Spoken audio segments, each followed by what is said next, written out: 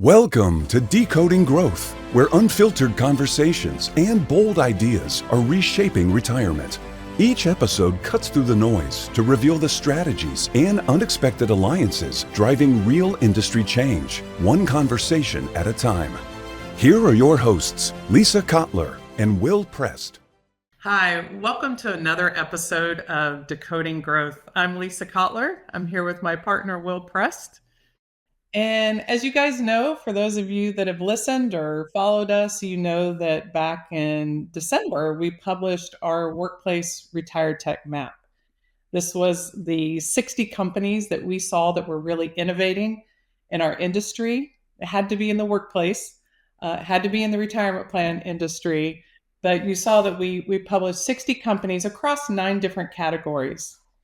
And today, first I'll say that really the impetus for this podcast was that because we published it and it really seemed to spark an industry conversation. And we thought, what better way to continue that conversation than start a podcast? And today we're going to talk about one of those categories, the biggest category. In fact, 25% of the companies on the map, 15 of them are in this category. But it's probably also the noisiest category, maybe, if that's the right word, maybe one of the most misunderstood. Would you agree, Will?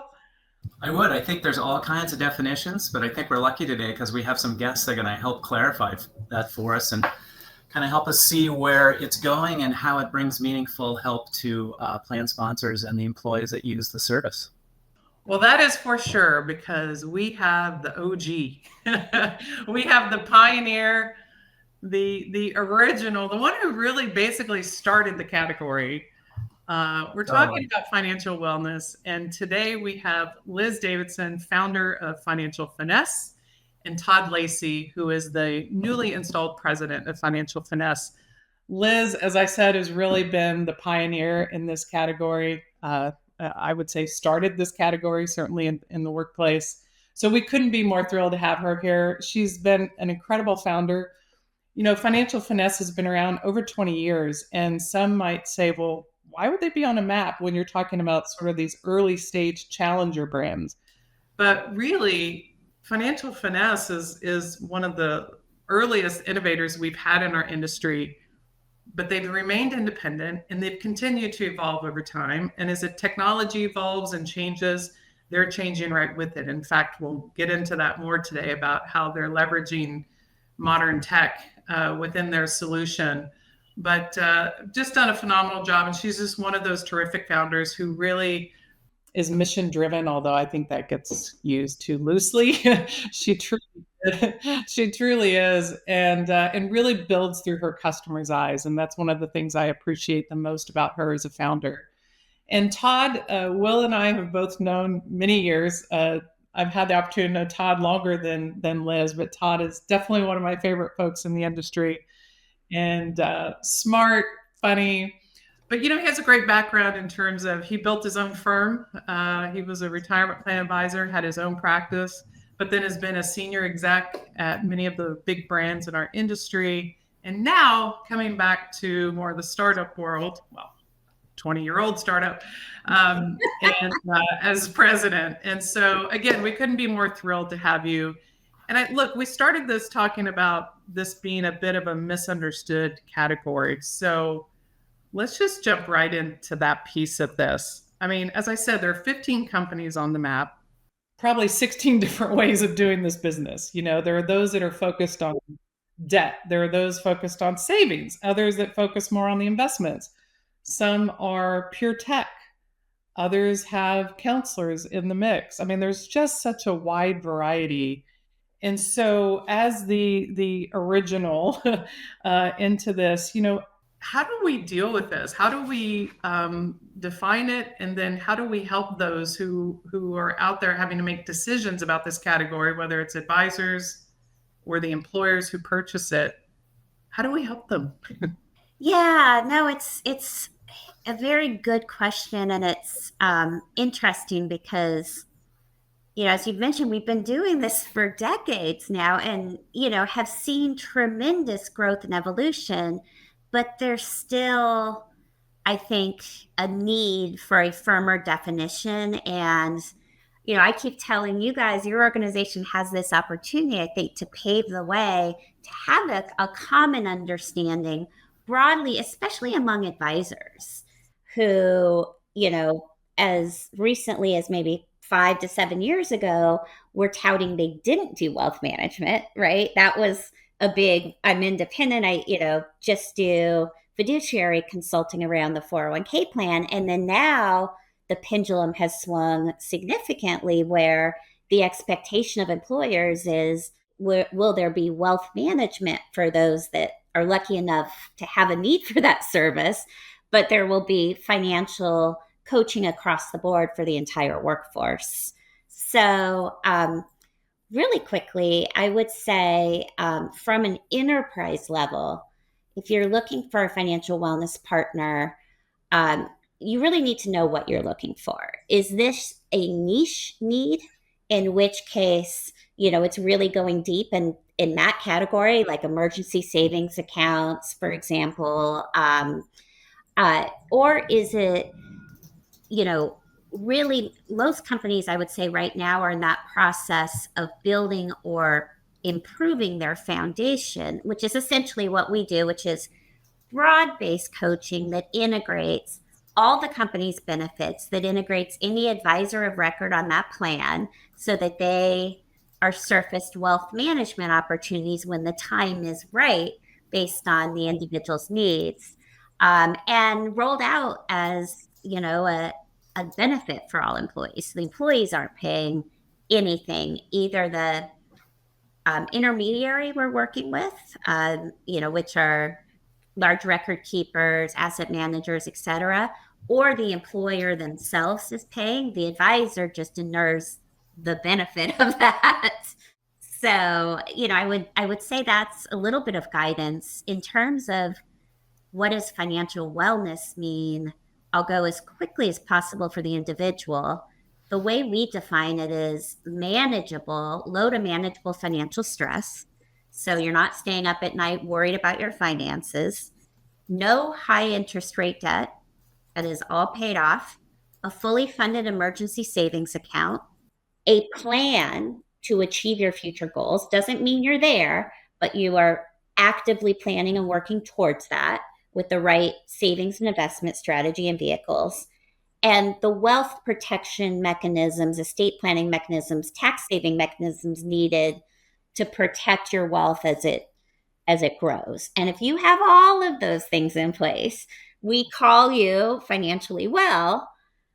Any guess what percentage of the population, based on our, you know, very broadly used financial wellness assessment, meets that criteria? Okay, I'm going to guess, and then Lacey, you can make your guess better. I'm going to say 11%. I don't mean to sound so pessimistic, but I was going to say maybe in the single digits. So I guess we were pretty close in what we were thinking, but hopefully we're wrong. It's down to 4. It was 5 not that long ago, but we're down to 4% now. And keep in mind, not meeting any one of those knocks you out, right? So there are people that have high levels of financial stress that may be doing everything right, but the economic uncertainty we're facing now is still stressing them out, which is causing, you know, in some cases, mental and physical health wear and tear on their bodies, right? So it's kind of a complex issue because it's not only about the objective, it's also about how you feel about your finances. So I think that's where things get really whittled down, is you can meet every criteria, but still be up at night worrying about what the new development's going to be and how it's going to be impacting your finances. And you're not financially well at that point. Well, we certainly are in a high time of uncertainty. Todd, you have such a great background across a number of really interesting businesses before coming to Financial Finesse. What attracted you, and what do you see as kind of the new cool things that you'll do with Financial Finesse? Well, first, thank you for having us, guys. It's always good to be with good friends. I'm sitting here as Liz was talking. It's very surreal because I've watched so many podcasts that Liz has been on, and now that I'm like a window on the podcast, I'm still right. That's great. Post-production sounds much better. Right. No, that was awesome. No, really, thanks. It's so good to be with you guys. Thank you for having us. This is really fun. And Yeah, thanks for the question, Will. I mean, having been a 27-year retirement industry veteran, obviously, like you guys said, I've done a lot of things in that industry, and I don't regret any of it. It was a wonderful run on that side of the business. A lot of different things, a lot of wonderful relationships built. What I recognized when I kind of jumped over to the financial wellness side is what a broader impact you can have on people's lives when you're not just focused on the one retirement piece. And I don't blame anyone in the retirement industry. I was one of those people. I've been there. When you're in that industry, you're focused on saving more in your 401k, investing the right way, which has mostly been automated, trying to make those decisions as it relates to your retirement savings. But when you take a step back, what you realize is the majority of people have significant needs that start well before even saving for retirement, emergency savings accounts, getting out of debt, all those things that Liz alluded to. I got a taste of this when I had my advisory firm years ago. That's actually when I met Liz for the first time in 2007. So I don't know, Lisa, you and Liz were pretty close. That's about the time we met, probably. Yeah. So Financial Finesse has been on my radar for a long time. I've always recognized Financial Finesse as the leader in this space, an innovator. And when I was an advisor meeting with participants, I firsthand saw what their needs really are. And most people that came to talk to me, the 401k, we sort of checked that box, but then they brought statements for IRAs, and my mom has this checking account. I don't know what to do with, and my brother's in debt. What do I do? And there's all these needs. And I had to say, I'm sorry, I'm just here to talk about the 401k plan at the time, because to Liz's earlier point, I was a fiduciary specialist. I was a one lane, kind of practitioner. And so knowing there are broader needs out there to join the industry leader in this space in a leadership role to help shape the direction of the organization and to help further the impact that we're having and to really widen the scope of the folks that we're working with, to me, is it's an incredible opportunity. And now, having been here for about 3 months yesterday, Liz. I know. Wow. Yeah, we're not talking in terms of days anymore. No, we're now in months. Officially crossed over into months. That's right.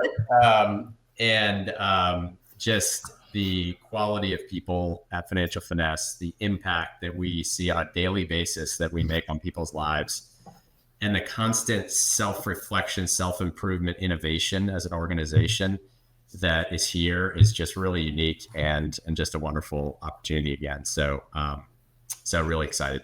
Okay, on that point, when you said that about the great people, I had the opportunity a while back to meet Lisa Painter, and I was so impressed. She shared with me, who's on your team, of course, and what really struck me, well, a number of things, but I've always appreciated that you guys have this unbiased approach.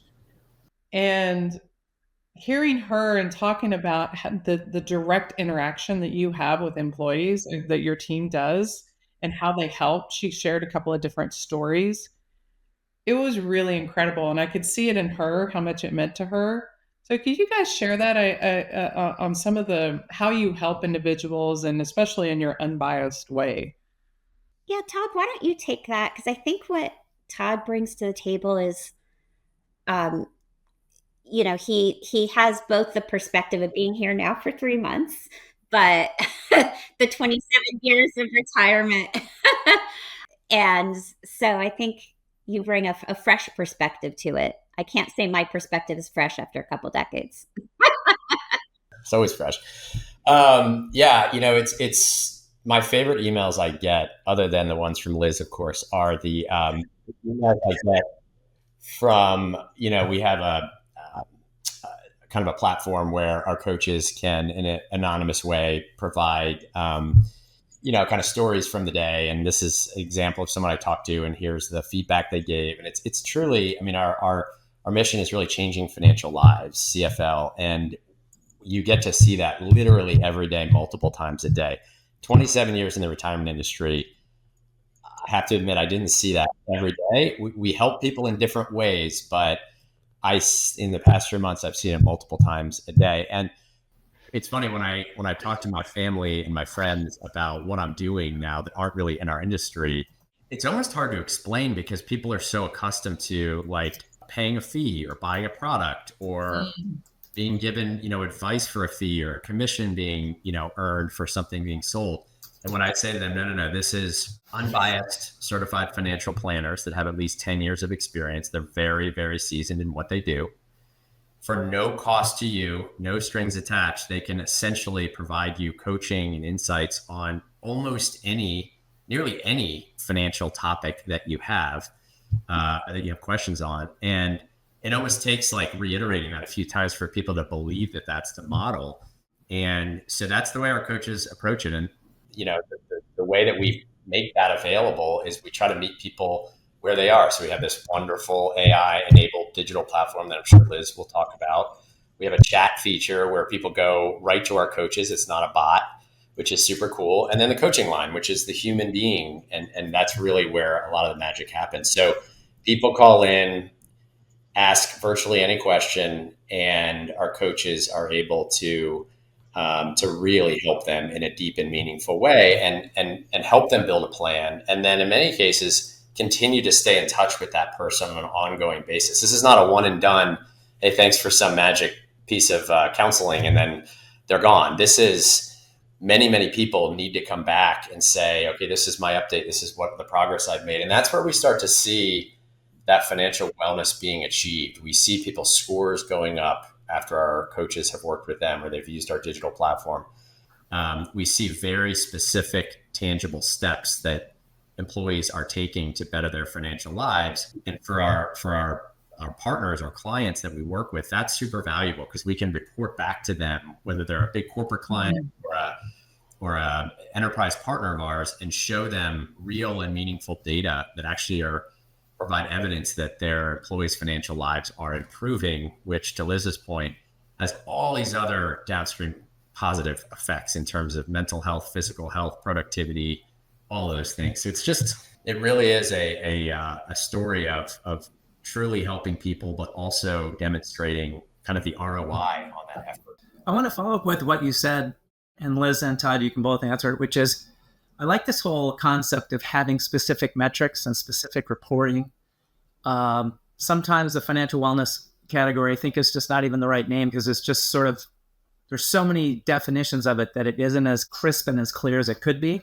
And then it gets knocked for not having high participation rates sometimes, but I think your participation rates are different. But then I think, could you talk about how you define success and what measures look like and how you're bringing some real fact-based insights to what you're doing and how to help companies improve financial wellness and certainly for the benefit of their employees?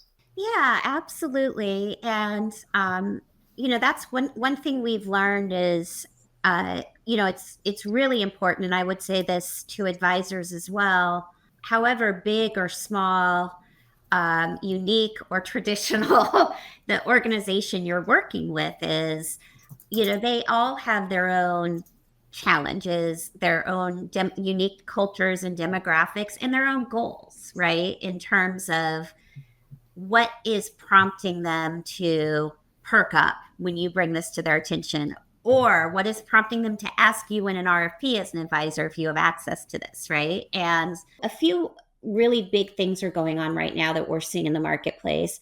Healthcare costs are increasing disproportionately, and that's causing benefits teams a lot of agita in terms of trying to manage through those changes, trying to figure out, how you can offer some degree of coaching if you're going to have to be, changing the amount that the employee has to pay for or deploying different vehicles and plans than you had previously, et cetera. So that's a huge challenge, is how do we improve the mental health is also a big issue and has increased in terms of demands this year. Was so much uncertainty going on in the world. There's a lot of employees worried about risks. They're worried about political uncertainty, what's going to happen to the market, et cetera. So with physical health being an issue and navigating and helping employees through that, mental health being an issue, and financial health proven to drive improvements in both physical and mental health, the whole thing is coming together more and more as a trifecta, where we're seeing companies even pulling mental health dollars to pay for financial coaching because they see the connection. Oh, yeah. And we have research showing regular use of coaching versus non-users and the delta in healthcare claims. This is like a medical trial where someone gets intervention on an ongoing basis and someone else doesn't. And, the latest study, it was a 19.4% increase in healthcare claims among non-users and a 4.5% decrease. This is over a 2-year time period among users and heavy users. And the reason, that we believe this to be true is because the impact financial stress has on your body and on your mental. I mean, that's been studied over and over again, by in very large scale studies, higher instances of migraines, ulcers, heart attacks, anxiety, depression, you name it, right? So our body is not designed to absorb the wear and tear that constant financial stress brings. That's for when we see a bear camping. Right. Not for a daily, hormone going through. Yeah, the cortisol, just right. The cortisol is not your friend if you're experiencing it on a regular basis. So all that to say that, I think advisors, especially as they expand beyond retirement, can start, making these connections to the employers. And what you are facing right now may not even be about retirement, but I have a solution that will help you address it. And then the other issue is just benefits communication has been so limited because even small companies with PEOs have such a wide array of benefits, but they don't have the bandwidth to fully communicate these. So, there's this missing ROI there on the dollars they're paying. And, coaching can really close that gap so employees see the connection between the benefits they have and their personal, their ability to reach personal financial goals. And that includes the advisors they have, which they may not even be aware they have. Well, did I hear you say in the beginning there that the data shows that the healthcare claims are higher for those who aren't having the coaching, that there was a disparity there on the actual claim? So yeah, think of this as a medical study over 2 years, right? Yeah. Where, and it's not a medical study, it's an analogy, but where you see the 2-year difference in claims for those that don't use it versus those that are using it regularly. And it's, you actually we had a drop in claims in a rising environment for those that were using it regularly. And 60% of health claims are stress related. And the number one cause of stress is financial. Yeah. In the past, I've always heard about productivity in the workplace and how it gets reduced because of financial stress. So we've seen metrics around that.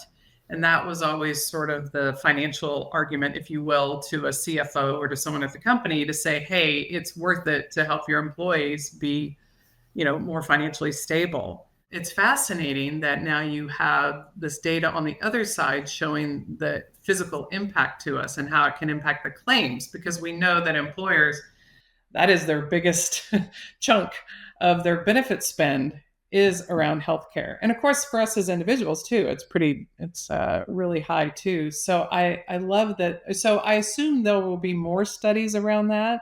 And what can we do as an industry to make sure we're getting that out there? Because that sounds critical.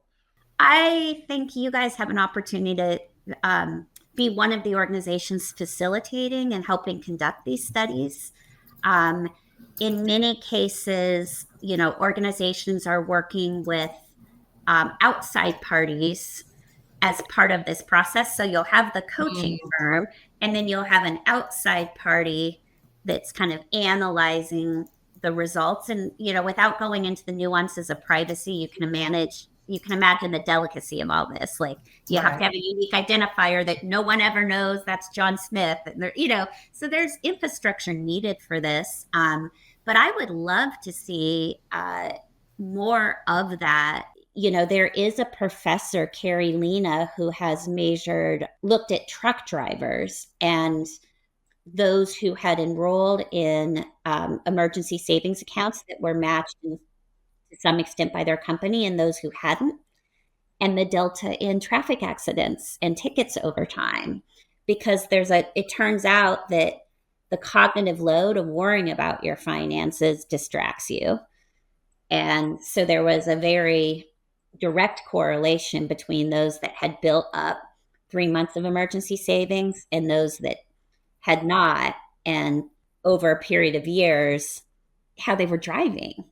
And so there's public safety issues. I mean, you think of pharmacists prescribing medication and nurses, and I mean, it's the ripple effect of all of this is huge. And I think companies are starting to really realize that more and more and understand the value to programs that can reach, a large number of their employees in a very personalized way.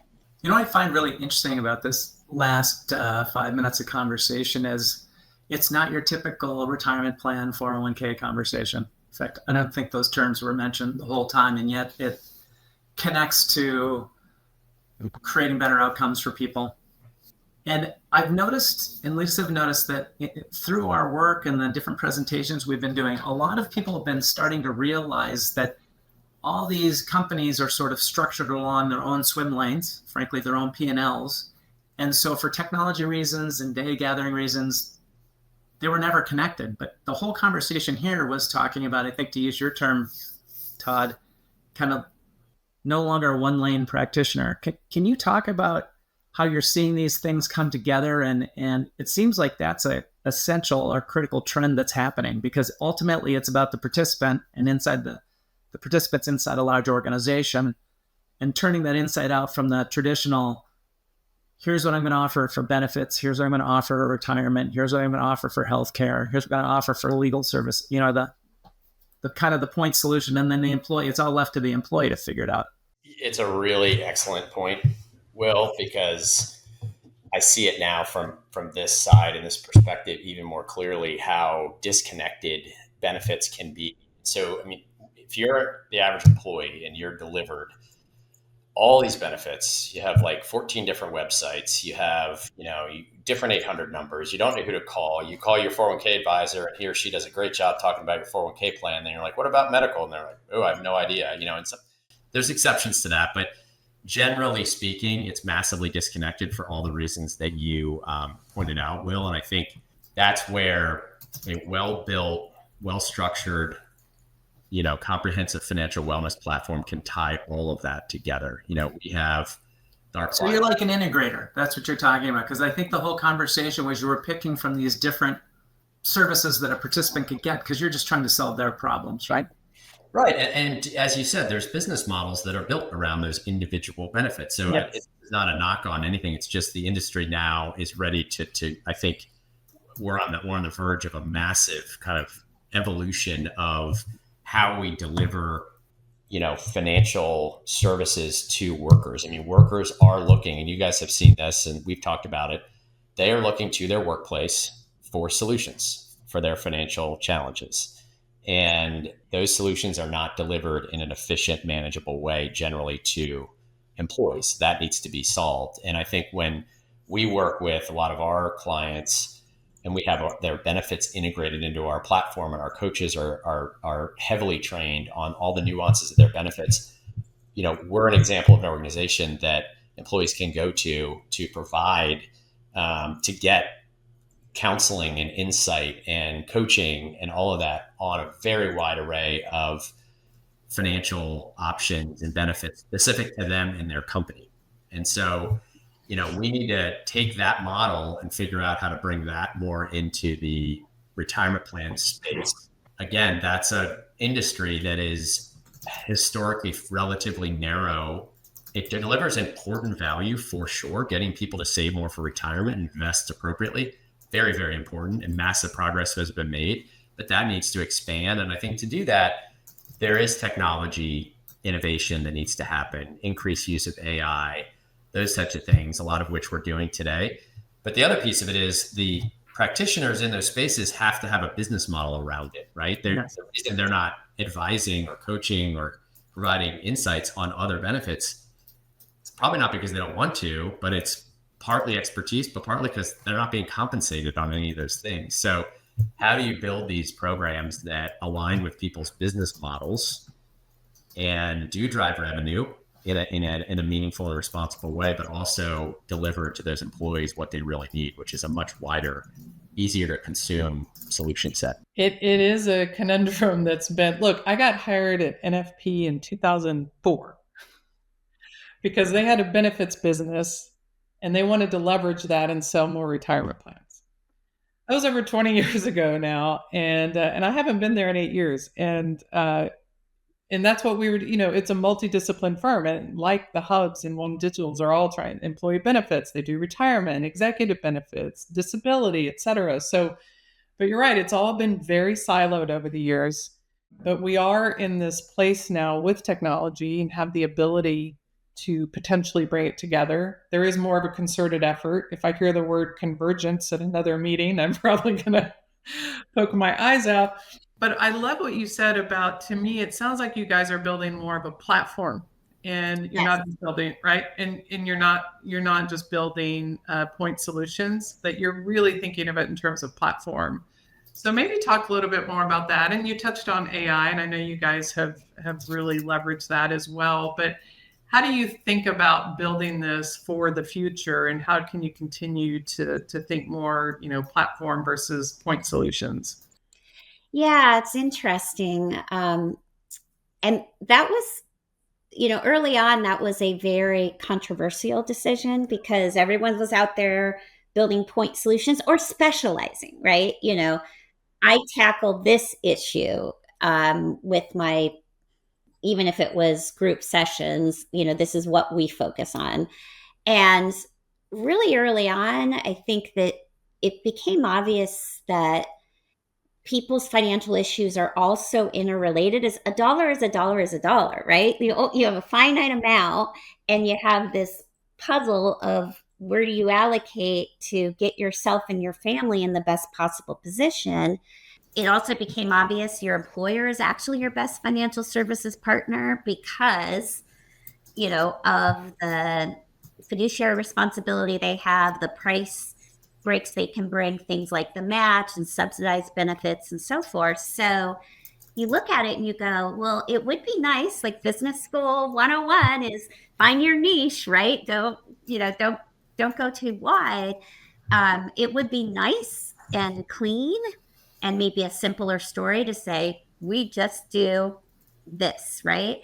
But we just felt like people's needs, there was really a hole in the marketplace, and I think still to some extent is, for, a solution that really is a platform solution that integrates everything the employer has benefits wise, any advisor associated with that employer, all the other vendors. I mean, we have, all sorts of record keepers who, on our platform, you can sign up for their webcast, or their calculator may be the preferred version of what, the employer wants for consistency, so that, what I mean? So that it really is kind of I say it's like a house where the furniture is really configured for what's appropriate for that client. And, I think it's driven better results, more engagement, and ultimately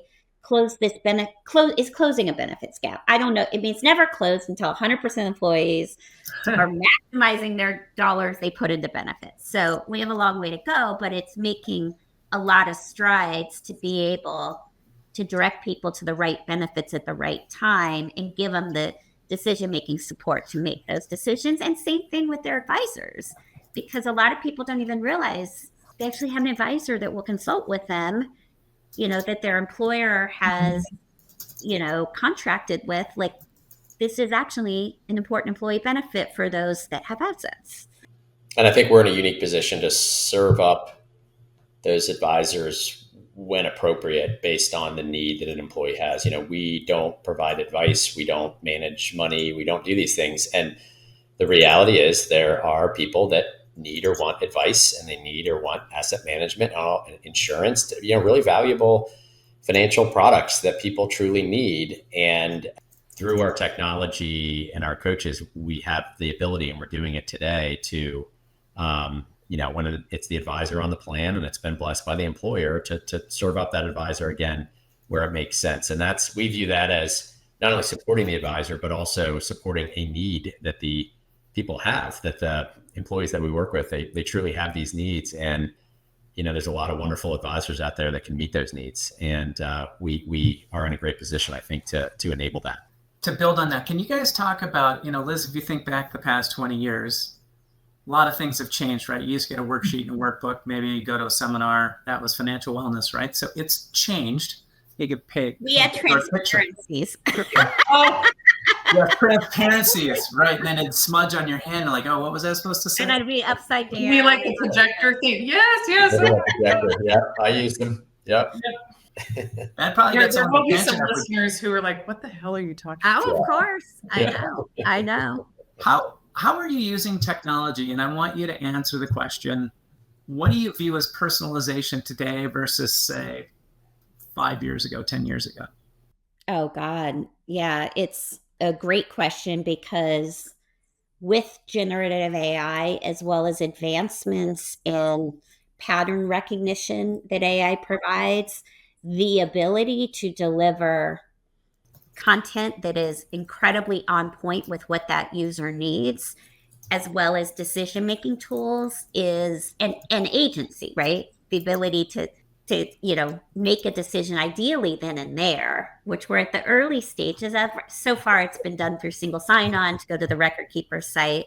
But I think ultimately, it would be contained in our system that you could make any changes to any benefits based on the guidance. So yeah, I mean, we have gone from, I would say 5 years ago, personalization was much more targeted marketing and, studying which groups responded to which topics, and, A/B testing to kind of see, how to even frame those topics for different demographics, to really being able to much better understand the individual and what's going to work to address their issue, but also to motivate them. On the human coaching side, there's been advancements in understanding about behavioral finance and the ways different types of people are motivated and the way they learn and process. I think our team has grown tremendously there. So part of the art of coaching is not just delivering the right guidance, but figuring out how to unlock whatever is holding someone back, like the inertia or the discomfort of leaning in and facing your finances. And that's the very nuanced thing that is very personalized. I look at my sister and brother and I'm like, I don't know how my parents did it, but what motivates each of us is very different, right? We're very different humans, even if we had exactly the same financial situation. So yeah, between those advancements on the human side and technology advancements, is a very exciting time. And I think it is much more possible to have, a very deep impact, but at a very big scale. You used to have to choose. Am I going to go one-on-one, and go deep? Or am I going to do something, like a major broadcast webcast that is wide? And now you can do both. It's almost like, when Netflix first came around or Amazon came around, you got this, people like you watch this, right? Or buy this, and you're like, this is great. And everybody's talking about that personalization, but that's just sort of a better version of A/B testing, right? It's just a group. And now I can take it right down to Liz or Todd or Will, right? Or Lisa, right? I think that's what you're saying, right? Yeah, exactly. And then the more you engage, the more it understands. Right. It being the digital coach, but our human coaches will understand you, so that it just gets better. The experience gets better and better. I mean, working with Siri or Alexa, I'm sure you guys have experienced that. Right. Yeah. I want to follow on, which is, I think that's my hypothesis as to why the financial wellness and employee engagement areas of our map have become really hot, because it's past transparencies and a workbook and a person in a lunchroom that maybe gets you to a seminar, right?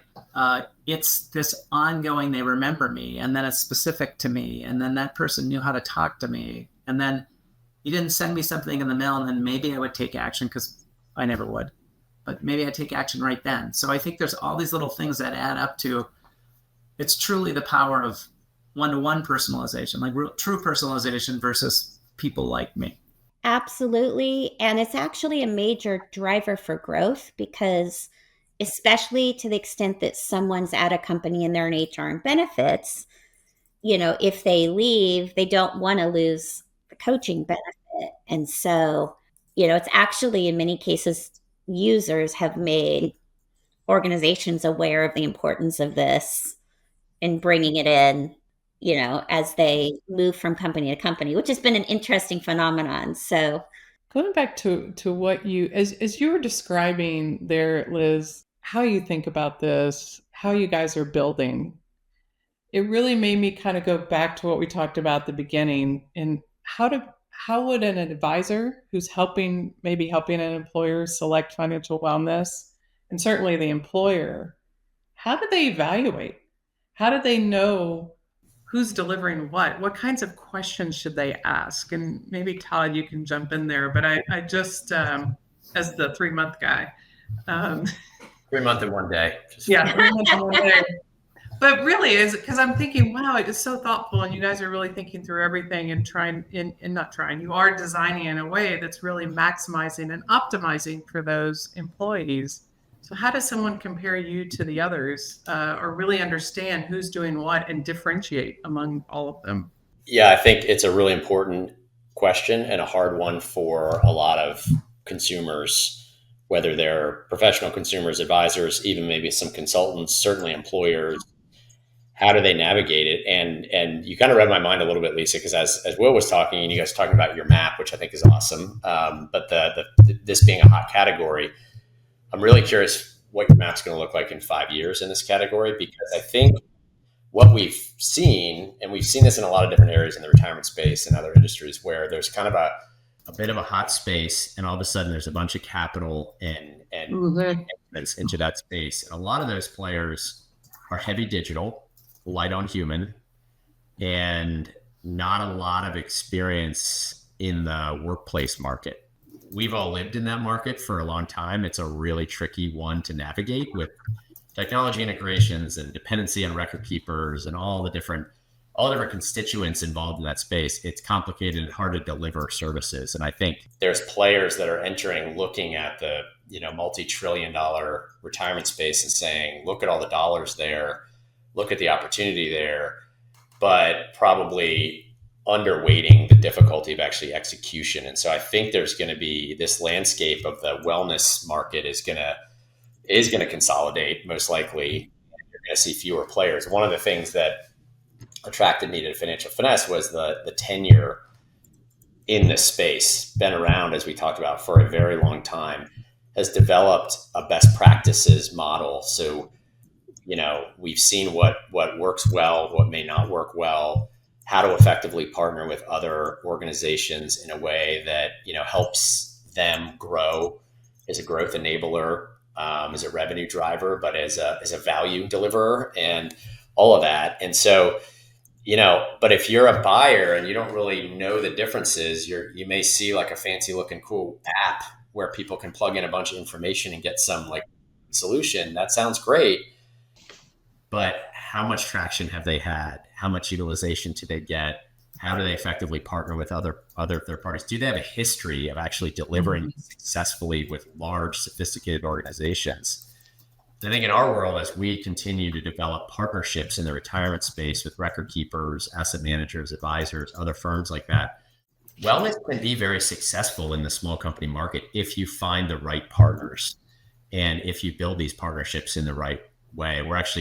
We're going to be doing some PR over the course of this month about sort of this reputation that financial wellness has in the retirement space as being ineffective and low engagement, and it doesn't really make a difference. And, I within a week, I heard that after I had jumped to the side of things, and I was like offended already.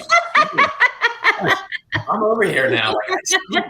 And it lit a fire to say, wait a minute, we need to get these best practices that we've learned over the course of 26 years and what we've been doing with enterprise partners over the past 5 or 6 years and these great partnerships we've built, and really speak to the industry about how this can work well and how to piece it together. And we're finding there are other wellness providers. I'm getting a lot of inbounds from them saying, you guys have been around, like, how are you doing it? Are there partnership opportunities? So I think there'll be some, we're very open to collaboration and things like that as well. So, I think you'll see more of that. But at the end of the day, this has to be effective and make impact or it's not sustainable. And we have seen how it can be done successfully. And I think we're excited to, particularly in the retirement market, to continue to educate that industry on how this can work and actually make a huge difference across millions of people's lives. I think the engagement piece we didn't even really touch on, and that could have, that's probably its own episode because it's great, but if it sits on the shelf. Well, it's like Lisa, think about the world I came from, managed accounts, right? Managed accounts, Right, personalization, it's great. But, the honest truth is that if someone offers a managed account, less than 5% of people adopt it. We know that. So the way to get traction is you re-enroll people into it. And it's great value for those people, but most of them don't know they're in it, right? And so, there is an engagement issue in the retirement space. We know that. But I think we have to also look at how we've been trying to deliver these things to these employees. To our conversation a few minutes ago, things are delivered in a very difficult to consume, clunky, confusing manner. And we're not in coordination with the other folks that are trying to serve those employees. And to the extent we can be a platform to pull all that together and deliver it effectively in a consumable way, it can work. We've seen it work. We know how to make it work. And we need others to understand that, to open up the opportunities to be able to effectively deliver it. So I think it's a really exciting time because there's been great growth. Like, it's needed. It changes people's lives, but it's totally under-delivered today in the retirement market and other markets, by the way. And so the opportunity is just enormous, which is cool and exciting. Yeah, I would just add to that. I think it is very easy when you're in any industry, right, to get very focused on your own product or service, right? You're responsible for that. And we all talk about retirement plan participants all the time. What do they want? How do we better serve them? Have you ever been to a cocktail party or a barbecue where someone says, "Hi, I'm Liz. I'm a retirement plan participant"? No, because that's not, it's not a form of someone's identity. They may not even be sure if they are or are not participating in the retirement plan. Right. So their favorite financial topic is not managed accounts or target date funds or retirement income strategies. It's themselves and having a better life now and a better future for themselves and their loved ones. I mean, it's that simple, but it requires rethinking everything to start with the user and work backwards, because otherwise you're kind of talking to this void, especially with, attention spans and social media and everything else. It seems to me, I started my career in wealth management in the financial planning and advice world. And the great advisors and the great teams had the same exact conversation we're having, right? Which is, it starts with the household, starts with what matters to them. And they always have a finite amount of time and money. How do you make all those trade-offs, right? And so, and then if you looked at the systems, just like people talk about record-keeping systems, sometimes they're old and hard to work with. The same is true for banking and insurance companies. And their biggest task in the last 20 years was householding. So it almost seems like you're trying to take a householding approach to the participant and to the company, because someone has to integrate all these things. Am I kind of hearing that right? You're hearing it right. And if you start with the participant, and if you start also like on program design with the client and their needs, I mean, it's just setting you up for success. It doesn't guarantee success, right? But, that is the advice I would give any advisor is, this financial wellness has become table stakes despite the controversy of, how well it does or doesn't work, and, confusion about different providers. And it behooves you, I think, to be an expert in what is out there, what is effective, and how these different tools really make a meaningful difference to the issues employers care about most and the issues employees care about most. You can connect those dots. You're differentiating yourself right there, and then the ability to bring the right solutions to your clients attached to your own solutions, is obviously even better. But we can't ignore it, just like we can't ignore AI. You hear people say, I don't like AI. And it's like, well, it's not going backwards. Genie's out of the bottle. Yes. We're not going to go back to 5 years ago or 10 years ago and spreadsheets. It's like saying, I'm going to ignore mobile. Yeah. You can't ignore mobile. It is just part of your life. You can. My father ignores mobile. Yeah. My father refuses. My dad too. Thinks AI is icky and wants it to go away. So I mean, that's out there. But Well, then you're safe. Neither your mom or dad will probably see this podcast. yeah, exactly. No. Well, love you, mom and dad, if you do watch. But I will say, this working from the end user backwards concept, like, and Lisa, you said before we started, like, don't be afraid to throw out a few little like spicy ones. Like this is a concern I have about the retirement industry. Candidly, is I think there's a lot of products being built for other providers in the retirement industry to drive revenue, and I get that, and I'm all for that. That's great. However, I think the retirement industry has lost sight a little bit of the true needs of the end user, and it's focused more on, hey, our margins have been compressed, so we need to drive more revenue. That I understand that, but it's pulled that industry and a lot of the product development work, not all of it, but a lot of it away from focused on the end user and more focused on driving revenue. And I think that gap has widened in the past like 5, 6, 7 years that I've seen. And my hope is that we shift that a bit and say, actually, by starting with the end user, by developing a broad platform that can meet them where they are, all the things we've talked about, you not only can help people, but you actually can help the financials of your business. Like it will enhance the financials in terms of growth and revenue and all those things. Those are not mutually exclusive. No. And unfortunately, how many products are being built right now, Lisa, well, you guys see them all the time, that are never being used by anybody. And there's like hundreds of millions of dollars going into their development and their distribution, and like people aren't using it. And that feels like a lot of wasted time and money. And I think we need a refresh. And, I think things are beginning to shift in that direction. I really hope so. I like that idea of refresh.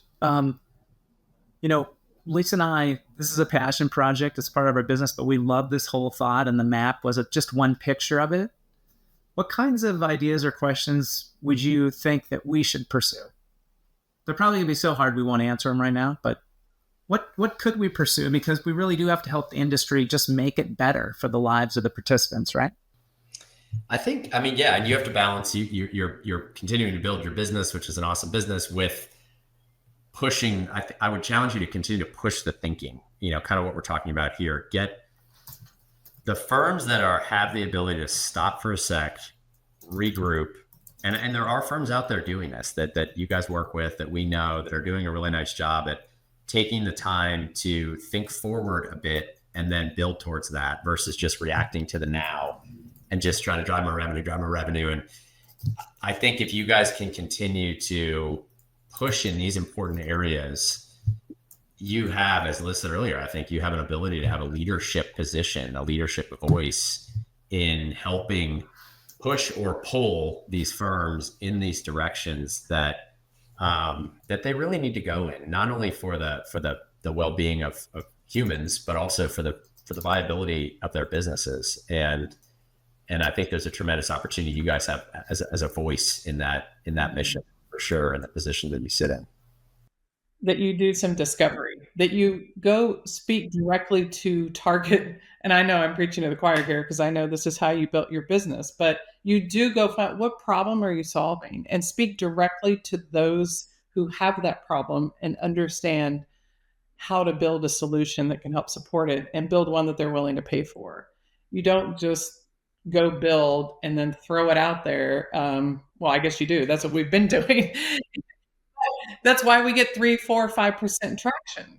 We've been Field of Dreams strategy. We've been doing that, you know? It's a waste of time and money. And hopefully, if you look at all the successful tech companies over the last 20 years, that is exactly what they do. They in fact, they talk to customers or target customers before they build anything. You have a hypothesis and you go prove it out and you figure it out, and then you go build and you get feedback and then iterate. And I know that's how you build, but I hope that I agree with you, Todd, and I know Will does too, because we talk about this all the time. We hope the industry can hear that message and, as Liz says, build through the eyes of our customers, because that's critical. I think it's a mindset, don't you? Yeah. I think it's there's sort of like general needs identified, like retirement income is a perfect one. That's a whole other podcast. But, there's people need retirement income. Okay, well, let's manufacture a bunch of products and give people retirement income. Well, okay. Let's do it in a way that makes sure everyone gets paid. Okay, that's fine. But then you build them, you spend multiple years building them, all these partnerships, big press release goes out, super exciting. And then people don't understand it. They're not using it generally. They're under, so what did we just do? And not to say all those things aren't great solutions, but there needs to be a different starting point and a deeper starting point, and not just let's look at macro themes and then just start building fancy things. Right. Those. And I think that's a shift. And I think the best companies are either already doing that or realizing that what they're spending their capital on is not actually getting them where they need to get to, and they're having to regroup. And again, I think you guys are in a really unique position to be able to help provide guidance there. Well, here's my advice. The biggest innovation that any company can make in our industry, speak in English. Yeah. I'm not, sounds funny, but it's like, if we could strip out the jargon and take out the complexity and get back to, speaking in terms that folks understand. I mean, why do we call them plan sponsors? They're employers. They don't know what a plan sponsor is unless they've been there. So if we would just put things in English, they're all very smart people, but this isn't their world. And we go, well, do you want retirement income? And they're like, well, what does that mean? Do you want a managed account? Well, what do you mean by that? No, you talk about the value they're going to get from it, not the name of the solution. Anyway, that's just that's our first piece of advice from KWP. Speak English. You need to come up with like a translation, seriously. That would be your next tool. Maybe it's retirement plan greeting cards. We'll come up with that. Yeah. Well, this has been so much fun, and I know we could probably talk endlessly, but we can't thank you both enough for being here today. Thank you for shedding some light on, as we said, a category that's often misunderstood, and we really appreciate how you're building and how you're really out there trying to help so many folks with their financial plan and financial well-being, really. So thank you both for being here today. Well, thank you for having us. This is great. And thank you for doing what you do. It was a great conversation. We appreciate it. Yeah. And thank you, and join us next time on another episode of Decoding Growth. Decoding growth isn't just talk, it's insight, action, and shared wisdom. If today's episode resonated with you, share your insights and join the conversation. Subscribe, rate, review, and spread the word. Thanks for listening. See you next time.